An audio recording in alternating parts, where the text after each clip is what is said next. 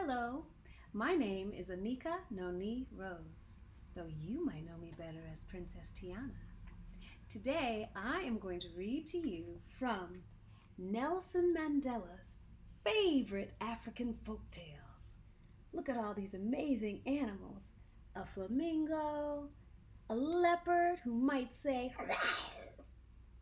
giraffes, a monkey, a crocodile, and very casually and comfortable, a sweet little boy.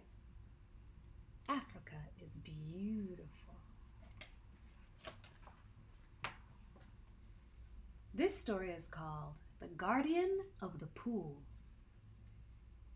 In a land far away is a great lake. At one end of the lake, the water finds a small opening and slithers through it to gurgle its way down toward the plains.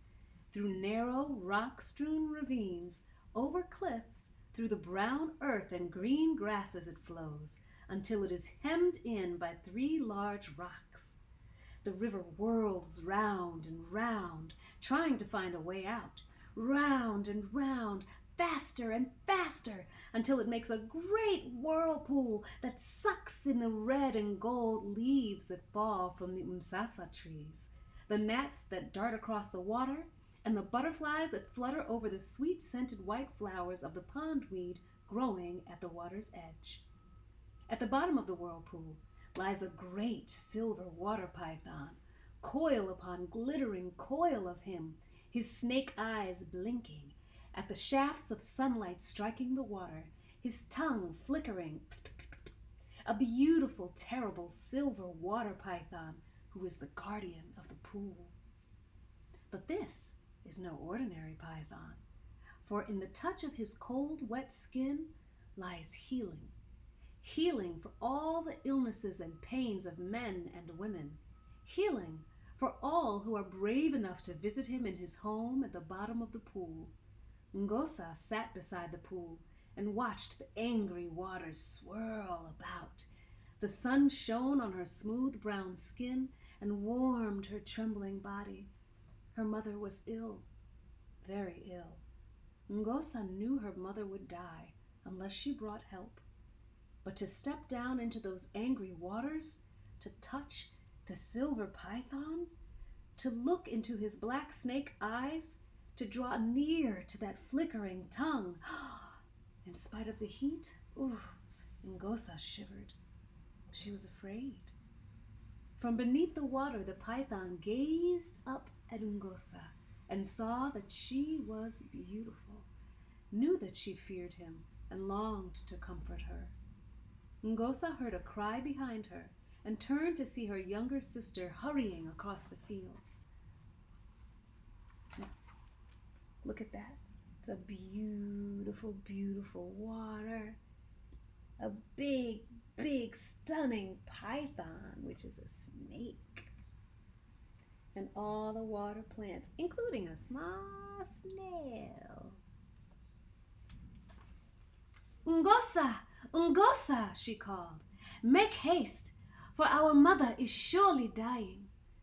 Then Ngosa remembered many things, how her mother had soothed her and sat beside her singing lullabies all the night after Crocodile had nearly drawn her into the water, how her mother had walked many miles to find the red radish roots to cure the terrible pain when Scorpion had stung her, how her mother had beaten off the hairy baboon monster that had tried to steal her baby brother, how her mother had secretly shared her own portion of maize porridge with the children when the great drought had come upon them and men were starving. Maize is corn, and porridge is like oatmeal, but this time made of corn. Ngosa stepped into the raging whirlpool. Python's tongue flickered once before her and was still. The black snake eyes closed. She stretched out her hand and stroked his cool, wet skin. Then, flailing the water with her arms and legs, she rose to the surface of the pool and raced across the fields to touch her mother with the python's healing touch. That night, as a full moon rose blood red above the bottom, as a full moon rose blood red above the mountains. Python uncoiled his silver body and slowly rose to the top of the pool. Out of the water stepped a young man. His handsome head, held high, was covered in tight black curls. His brown eyes were fearless. His arms and legs were strong. Surely this was a chief's son. As the first man had once done, he looked about him and saw that the earth was good. Striding across the fields, he came to the semicircle of huts. In the enclosure, the cattle quietly chewed the cud, their black and white skins soft and silky in the moonlight. A nanny goat nuzzled her kid. "Ngosa," he called softly. "Ngosa, your courage has saved me. When the water witch cast her snake spell upon me, I sank to the bottom of the pool. Forever by day, I must continue to guard the whirlpool.